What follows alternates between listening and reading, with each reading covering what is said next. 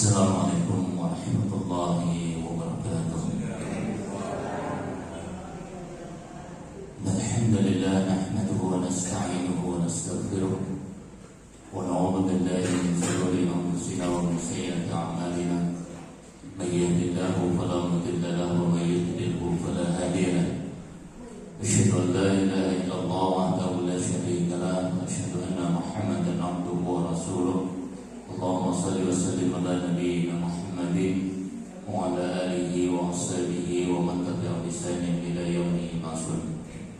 Qala Allah ta'ala fil Qur'anil Karim, a'udzu billahi samil 'alim minasy syaithanir rajim. Ya ayyuhalladzina amanu taqullaha haqqa tuqatih wa la tamutunna illa wa antum muslimun. Al-hadirun al-hadirat jamaah yang dirahmati Allah Subhanahu wa ta'ala. Kita senantiasa bersyukur atas karunia dan nikmatnya Allah yang Allah telah curahkan kepada kita, baik dalam bentuk kenikmatan duniawi yang berupa kesehatan, kesempatan, waktu luang, dan kenikmatan-kenikmatan yang bisa kita rasakan dalam kehidupan kita. Dan juga kita harus mensyukuri ada nikmatul iman wal Islam, nikmatul hidayah.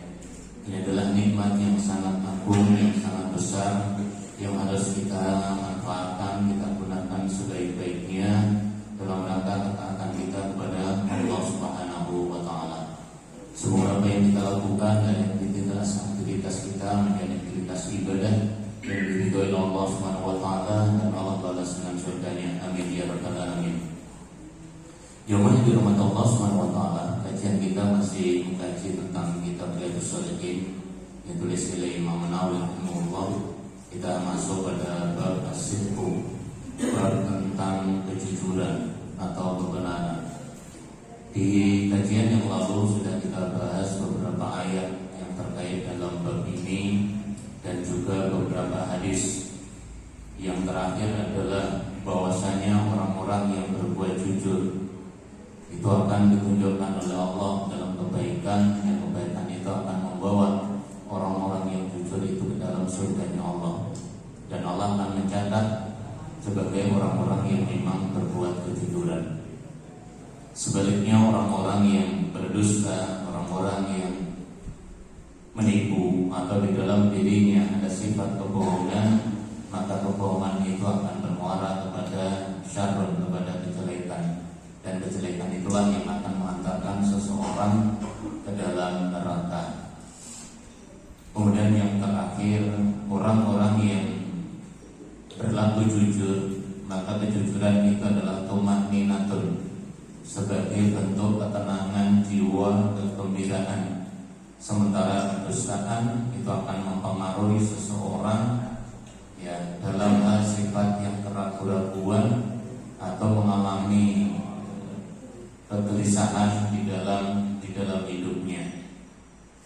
Nah, jemaah sekalian, kita masuk pada hadis as-salis, hadis yang ketiga dalam bab ini, atau dalam bab yang lain hadis yang ke-56.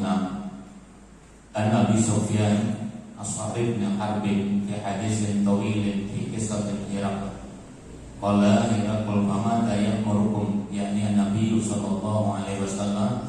Qala Abu Sufyan, qultu yaqulu ubudullaha wahdahu la tusyriku bi syai'an wa atruku ma yaqulu aba'ukum wa ya'muruna bis salati was sidqi wal afafi was silah, muttafaqun alaihi. Ketika Abu Sufyan bin Harb Abu Sufyan ini waktu itu belum masuk Islam. Dalam kisah di hadis yang tawil, dalam hadis yang panjang, itu adalah ketika hijrahnya umat Islam, hijrahnya sahabat Rasul ke Habasyah. Nah, di sana ada seorang Heraklus. Heraklus ini orang yang agamanya masih agama sebelumnya, ya. Tapi terkait dengan orang-orang mukmin, sahabat-sahabat Nabi yang berangkat untuk hijrah ke Habasyah sebelum hijrah ke Madinah. Nah, kelompok orang-orang kafir Quraisy, orang musyrikin ini juga menuju ke sana. Jadi menuju ke sana untuk mengadu kepada Herakles agar apa? Orang-orang ini tidak boleh diterima, kalau perlu diusir dan dikembalikan ke Mekah. Ini awal-awal dakwah Rasul Sallallahu Alaihi Wasallam. Maka hijrah itu dihitung ketika hijrahnya Nabi Sallallahu Alaihi Wasallam ke Yatsrib, ke Madinah, tidak dihitung ketika hijrahnya para sahabat ke Habasyah. Nah, ketika terjadi dialog, Raja Herakles ini ingin mencari kebenaran, tabayun. Ya, tabayun apa sih yang menyebabkan mereka ini kok diintimidasi, mereka ini kok disingkirkan atau mereka diusir. Maka pada waktu ada dialog terkait dengan pertanyaan Herakles kepada Abu Sufyan. Nah, apa yang dikatakan? Herakles mengatakan, "Fama la ya'murukum." Wahai Abu Sufyan, apa sih sebenarnya yang diperintahkan kepada kalian? Jadi ini bentuk kejujuran. Pada dasarnya orang itu punya sifat jujur awalnya, tapi karena kepentingan kadang-kadang kejujuran itu dihilangkan, dusta yang dominan. Nah, Raja Herakles yang masih beragama Nasrani ini bertanya, apa sih yang diajarkan oleh Muhammad, apa yang diajarkan oleh Nabi? Ya, ini Nabi sallallahu alaihi wasallam qala Abu Sufyan qultu yaqulu ubudullah wahdah la tusyriku bi syai'an. Yang diperintahkan Nabi sallallahu alaihi wasallam itu adalah agar beribadah kepada Allah saja dan tidak melakukan kesyirikan dengan Allah dengan sedikit pun. Artinya perintah mentauhidkan Allah Subhanahu wa taala. Jemaah yang dirahmati Allah Subhanahu wa taala, pada dasarnya agama samawi. Saya sebutkan agama samawi. Samawi adalah agama yang memang awalnya dibimbing oleh wahyu. Ya. Maka mesti mentauhidkan Allah Subhanahu wa taala. Agama yang dibawa oleh Rasul Nabi Ibrahim alaihissalam, Nabi Nuh alaihissalam sampai Nabi Isa alaihissalam itu adalah mentauhidkan Allah Subhanahu wa taala dan melarang segala bentuk kesyirikan apapun. Jadi sama, Rasul-Rasul sejak awal mulai Nabi Nuh sampai Nabi kita Shallallahu Alaihi Wasallam itu yang diperintahkan pertama adalah mentauhidkan Allah, tidak melakukan kesyirikan. Kemudian watruku ma yaqulu aba'ukum, dan dalam mereka meninggalkan apa-apa yang dikatakan oleh bapak-bapak mereka. Artinya di masa itu orang-orang musyrik, orang-orang musyrik Arab Jahiliyah itu masih mengikuti agama nenek moyang.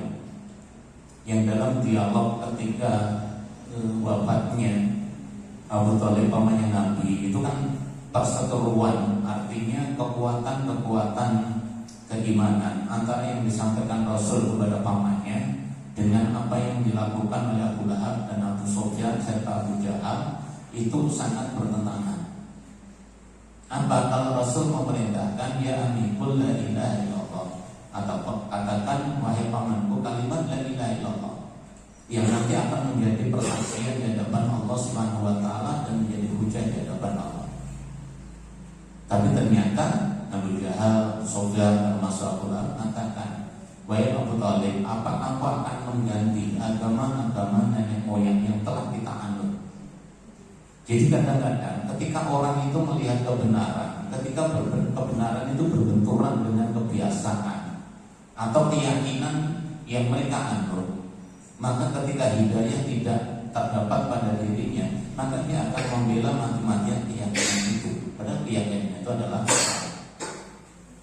kemudian wayang orang itu sholat. Mereka juga merintahkan kepada kami untuk sholat. Ya. Wasidqi, kemudian untuk berlaku jujur. Jemaah yang dirahmati Allah Subhanahu wa taala. Begitu pula tentang sholat. Iman sholat ini memang di zaman sebelum Rasul sudah ada. Jadi zaman Nabiullah Ibrahim yang namanya sholat sudah ada, Nabi Musa juga ada, termasuk haji itu nama zaman Nabi Ibrahim dan zaman Nabi Ismail sudah ada, hanya bentuknya aja berbeda, syariatnya yang berbeda. Kalau kita harus rukuk, harus takbiratul ihram, ya, harus mengiktikat, ya. Di syariat sebelumnya berbeda, tapi perintah sholat sebagai bentuk munajat itu sudah diajarkan. Kemudian kejujuran. Jemaah yang dirahmati Allah Subhanahu wa taala, jujur ini bukanlah milik umat Islam saja. Jadi perintah jujur itu bukan milik umat Islam. Siapapun itu seharusnya bisa bersikap jujur dalam transaksi muamalah jual beli. Apakah dia orang Islam atau non Muslim atau orang-orang kafir misalkan, dia tetap harus punya prinsip jujur. Karena kejujuran itu bukan milik umat Islam. Kejujuran itu semua manusia dituntut untuk berlaku jujur, lebih-lebih seorang Muslim. Karena seorang Muslim punya tantangan yang berat, punya kewajiban yang sangat dasar, yang kemarin kita sudah sampaikan. Waqulu ma'as shodiqin, jadilah engkau bersama orang-orang yang jujur, orang-orang yang benar. Nah, oleh karena itu jemaah sekalian, ketika jujuran itu dibangun oleh siapapun, maka kejujuran itulah yang menyebabkan seseorang bisa berlaku adil. Kejujuran itu yang bisa membawa maslahah dalam kehidupan bermasyarakat. Dalam istimewa itu kejujuran penting. Siapapun dia, apalagi kita sebagai seorang mukmin. Kemudian sifat wal afaf. Afaf ini sifat seseorang itu harus mampu menjaga diri. Menjaga diri dalam apa? Menjaga diri dalam hal yang bisa menjerumuskan mereka dalam kehinaan. Kemudian wasilah, menyambung tali kekerabatan, tali silaturahim.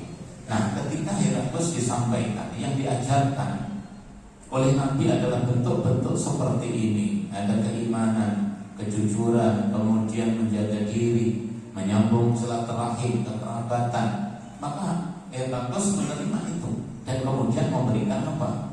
Mendirikan pembelaan sahabat-sahabat Nabi yang hijrah ke Habasah itu dijamin. Nah, ini bentuk kejujuran. Sehingga apa? Tabayun itu perlu.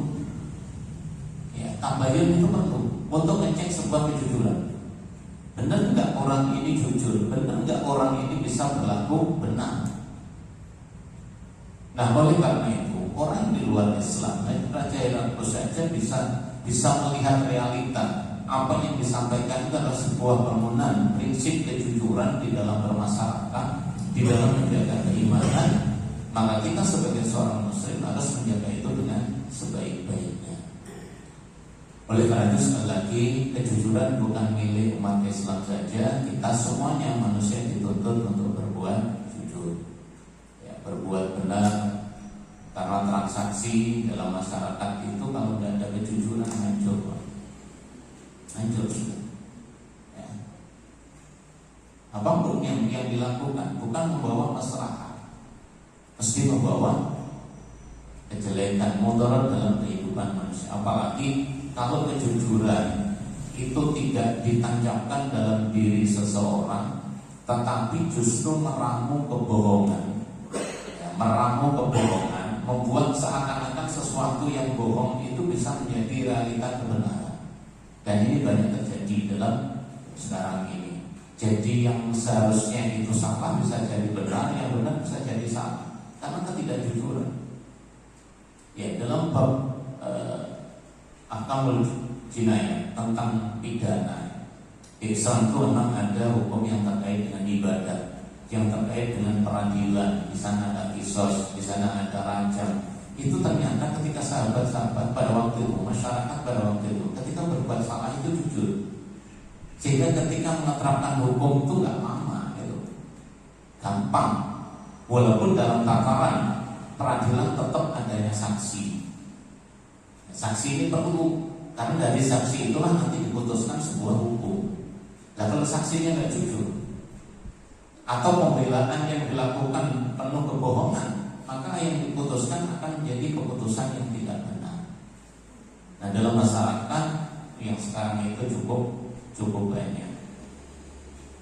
Baik, hadis yang keempat, di antara keutamaan kejujuran di hadapan Allah. Kalau orang itu memegang prinsip kebenaran, orang itu memegang prinsip kejujuran, sebagaimana hadis yang keempat, atau hadis yang ke-57 dalam beberapa kitab kalau menurut hadis ini. An Nabi Sabit wakilah Abi Sa'id wakilah Abi Walid Asy'ad bin Hunayf wa huwa Badriyun radhiyallahu anhu.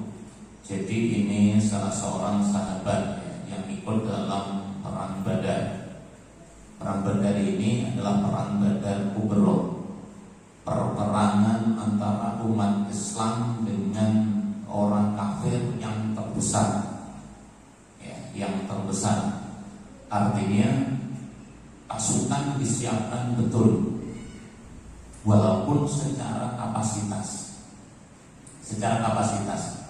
umat Islam secara jumlah itu tidak mungkin memenangkan. Anggap aja 313 lawan 1000, itu pun umat Islam nggak banyak, kendaraannya pun gantian. Sementara musuhnya adalah punya kekuatan besar, pasukan yang banyak, perlengkapan yang begitu lengkap. Nah, dalam perang Badar Kubra ini umat Islam karena semangat tingginya, nilai-nilai keimanan itulah yang kemudian mengalahkan. Maka kalau kemudian Allah mensidirkan min fi'atin qalilatin ghalabat fi'atan katsirah biidznillah, berapa banyak kekuatan komunitas yang sedikit tapi bisa mengalahkan yang besar, itu biidznillah, dengan izinnya Allah Subhanahu wa taala. Nah, karena keimanan yang tinggi, pasukan-pasukan perang Badar ini orang-orang yang betul-betul kokoh di medan jihadnya, yang Nabi kader sejak di Mekah.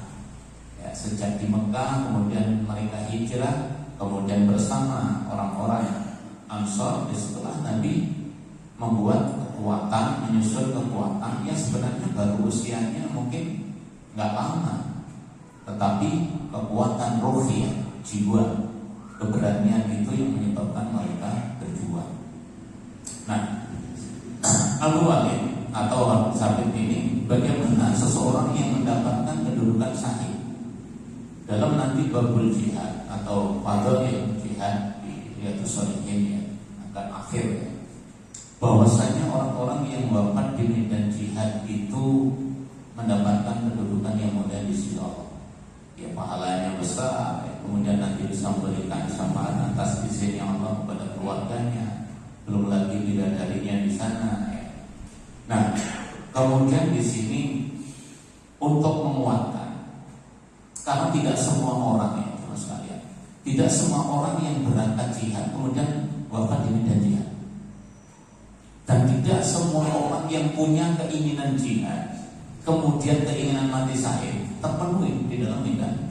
Dulu sudah saya sampaikan, sahabat Umar bin Khattab ini kan, kalau kita berbicara geng, bukan geng lah, sahabat yang ditakuti oleh setan.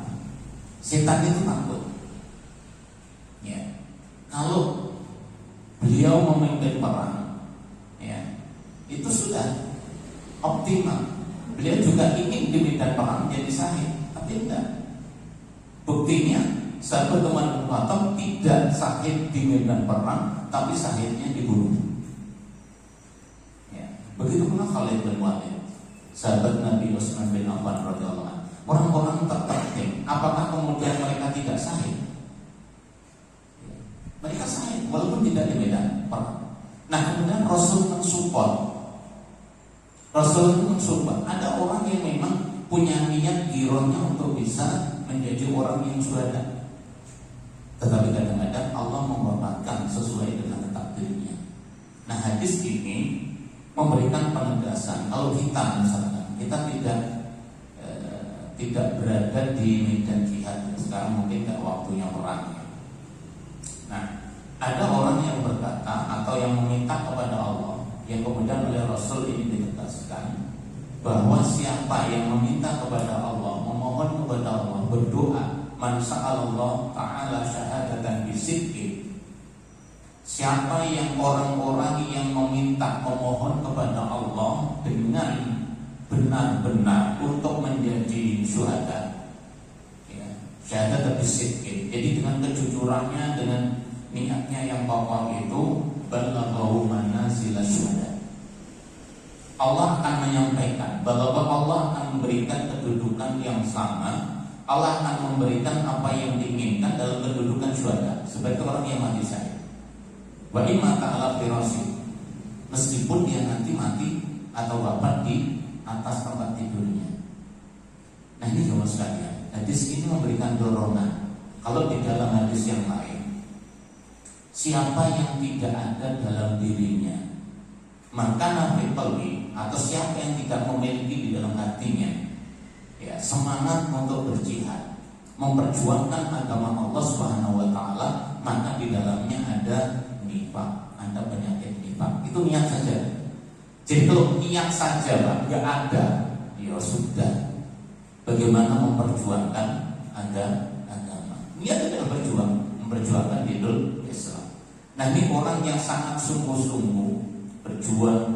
Ya kita mungkin niat semoga Allah mewafatkan kita di medan perang, atau kalau nggak di medan perang Allah menilai kita sebagai orang-orang yang wafat tergerak sebagai syuhada atau mati syahid. Di dalam kitab Husnul Khatimah, saya Al-Qatani ketika membahas sebelum kita berjanaiz, itu beliau menyebutkan di antara orang-orang yang diwafatkan oleh Allah dalam kondisi Husnul Khatimah.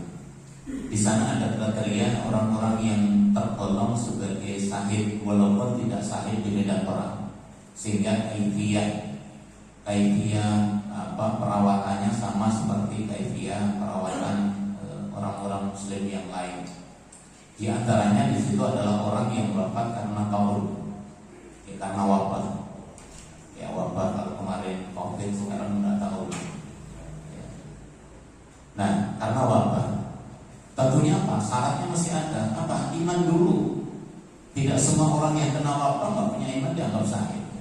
Kemudian orang yang wafat tenggelam, bukan sengaja bunuh diri, atau orang yang jatuh kemudian tertimpa runtuhan, ada gempa dan lainnya, itu bisa dinilai sebagai syuhada. Atau orang-orang yang beramal soleh kemudian diwafatkan oleh Allah. Ada kalau ibu-ibu melahirkan kemudian diwafatkan oleh Allah, itu juga tergolong orang-orang yang pada tataran syuhada, orang yang mati sakit perut. Bukan berarti nggak ikhtiar, tetap ikhtiarnya ada.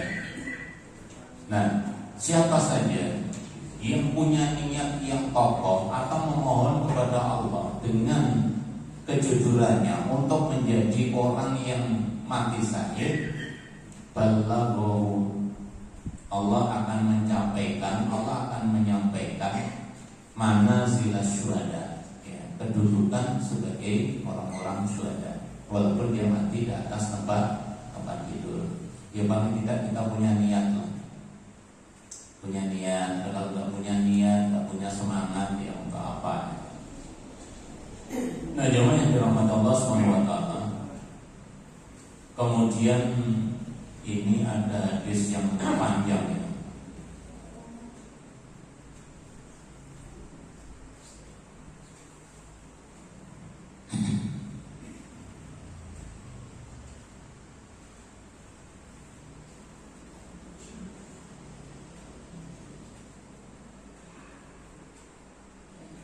Intinya di hadis yang panjang ini larangan untuk berbuat gulul terkait dengan ghanimah atau terkait dengan sesuatu yang seharusnya jelas kemudian tidak menjadi jelas, ya, atau sesuatu yang seharusnya real kemudian tidak bisa menjadi real. Ya, hadis ini sebenarnya mirip dengan hadis sebelumnya ketika ada orang jual kurma dan Nabi memasukkan tangannya ke dalam kurma itu, ternyata kurma itu basah. Kemudian Nabi menyampaikan, kenapa enggak kau nampakkan yang basah itu di atas agar orang tahu. Ya, memang dalam masyarakat itu kadang-kadang kalau hampir semuanya perilaku kebohongan itu merata, itu kayaknya hampir semuanya bisa bohong gitu. Ya, kita ingat kisahnya seorang wanita, seorang ibu yang punya anak perempuan, yang kemudian masyarakat itu mencampur susu dengan air kemudian si anak, karena kenapa ini kok seperti itu, kan yang lain juga seperti itu. Toh kalau kita nggak ngerti, Memang Umi Khalifah nggak ngerti, tapi Allah itu maha tahu. Ini apa ya, muncul kondisi seperti itu berat banget untuk sekarang. Kita mendidik generasi-generasi yang jujur untuk sekarang itu juga berat. Ya apalagi generasi-generasi sekarang itu generasi apa? Ijek ya. Kita manggil anak kita itu kadang-kadang alasannya ono wae gitu loh. Sebentar lah. Padahal apa? Alasan-alasan itu kadang-kadang dibuat-buat. Jadi untuk membangun kejujuran dewasa ini cukup perjuangan. Ya, maka perintahnya Rasul Shallallahu Alaihi Wasallam kepada kita, memang di zaman dulu ya, ada orang yang berbuat kebaikan. Ada juga seseorang yang telah membeli seekor kambing atau beberapa ekor unta, ya, yang itu dalam kondisi hamil. Kemudian mereka menunggu sampai kelahiran anaknya. Ini kisah-kisah yang disampaikan oleh Rasul Shallallahu Alaihi Wasallam, bahwasanya kita jangan sampai melakukan sesuatu yang itu akan menyebabkan kehinaan bagi kita. Begitu pula di hadis yang akhir ini Rasul menyebutkan di kalimat yang terakhir, walam tahillul ghanaim li ahadin qablana summa akhalallahu lana ghanaim lama ra'a dhafana wasyana wa akhallaha lana. Jadi ghanimah itu rampasan perang. Ketika perang itu ada namanya ghanimah, rampasan perang yang diperoleh oleh umat Islam ketika menaklukkan suatu daerah ya, atau ketika peperangan. Jadi kalau ada perang, seorang muslim atau komunitas kaum muslimin, orang Islam dengan orang kafir, kemudian menaklukkan suatu kota, suatu daerah, kemudian ada rampasan perang, itu namanya adalah ghanimah. Ghanimah ini nanti yang berhak membagi adalah Rasul Sallallahu Alaihi Wasallam. Ya, berapa ada yang 1/5, ada yang lainnya, itu dibagi oleh Rasul. Nah, ketika rampasan perang itu, para sahabat dilarang menyembunyikan sedikit pun, sudah dikumpulkan semua. Jangan sampai itu ada yang menyembunyikan, hatta mungkin itu pedang atau mungkin baju perang, maka tetap dikumpulkan semuanya. Ya, baru nanti dibagi. Yang bagi siapa? Rasul Shallallahu Alaihi Wasallam. Karena ada yang ulul, ada yang khianat. Seharusnya itu dikumpulkan tapi dipakai, atau sesuatu itu seharusnya dikumpulkan tapi tidak diberikan. Beberapa hari kasus sampai kemarin Pak, tapi saya nggak ngikutin terus gitu ya. Kadang ngikutin malah hanya sakit gitu ya. Ada penimbunan, ada macam-macam itu yang akhirnya jelas ya. Ulul ini adalah bahasa kita, adalah orang-orang yang mengkhianati. Kalau mengkhianati Rasul Shallallahu Alaihi Wasallam ya, atau juga mengkhianati dengan sesuatu yang bisa menyebabkan perpecahan, maka Rasul dihalalkan baginya ghanimah. Ya, padahal ghanimah dulu tidak boleh, tapi di zaman Rasul ghanimah itu dihalalkan dan itu bisa nanti dibagi sesuai dengan apa yang ditetapkan oleh Rasul Sallallahu Alaihi Wasallam. Hadis yang ke-6 sebagai hadis yang terakhir.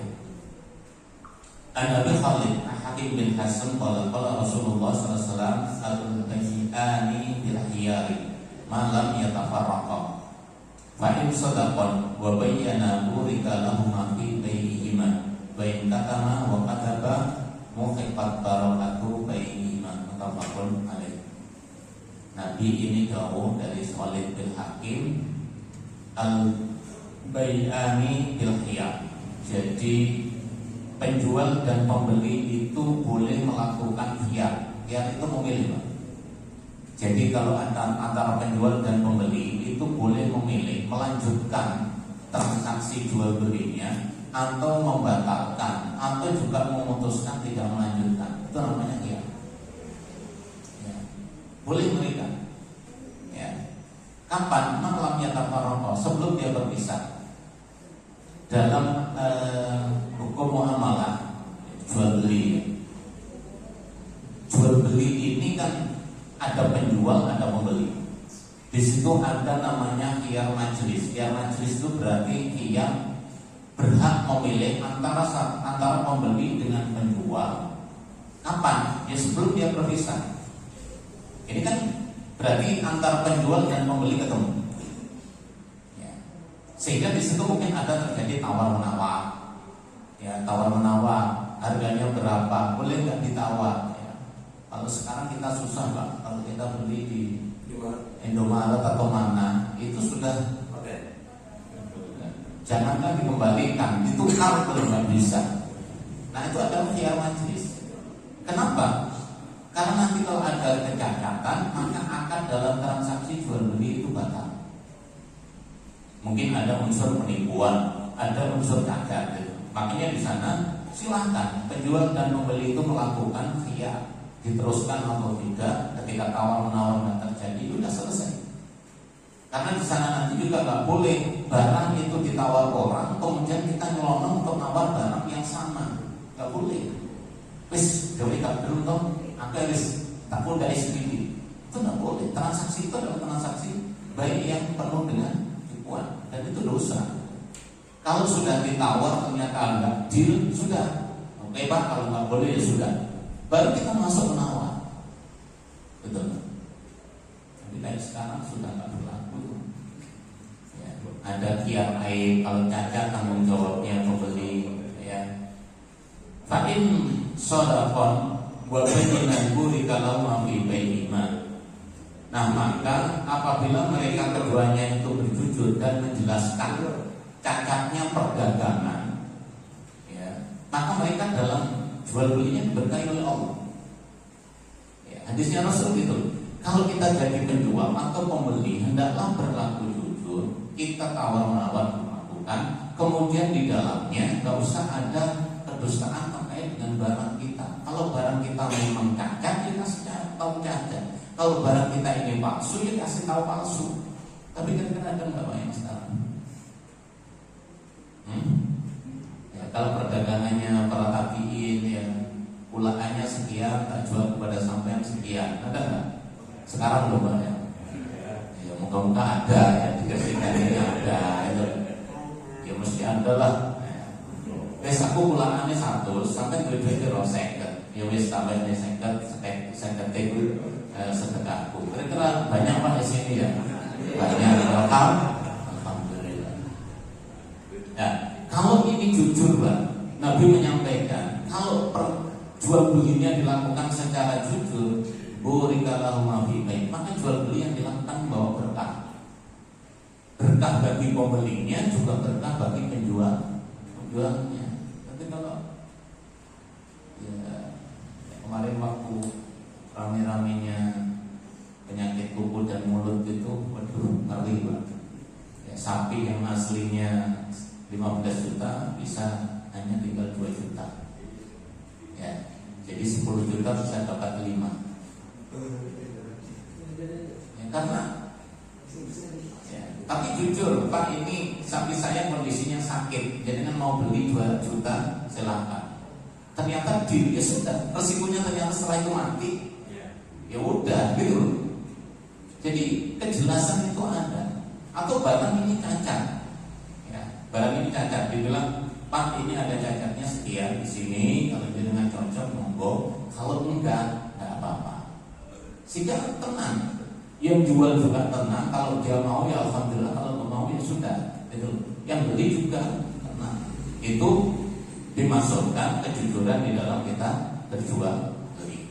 Wa in katama wa kadzaba, tapi sebaliknya kalau dia menyembunyikan, sudah menyembunyikan kecacatannya, wa kadzaba, dan dusta, apa? Muhibat barakatun bainihima, maka Allah akan menghapus keberkahan dari transaksi jual beli. Mencari laba itu boleh lah, tapi jangan mencari cara dengan kebohongan, mencari cara dengan kedustaan.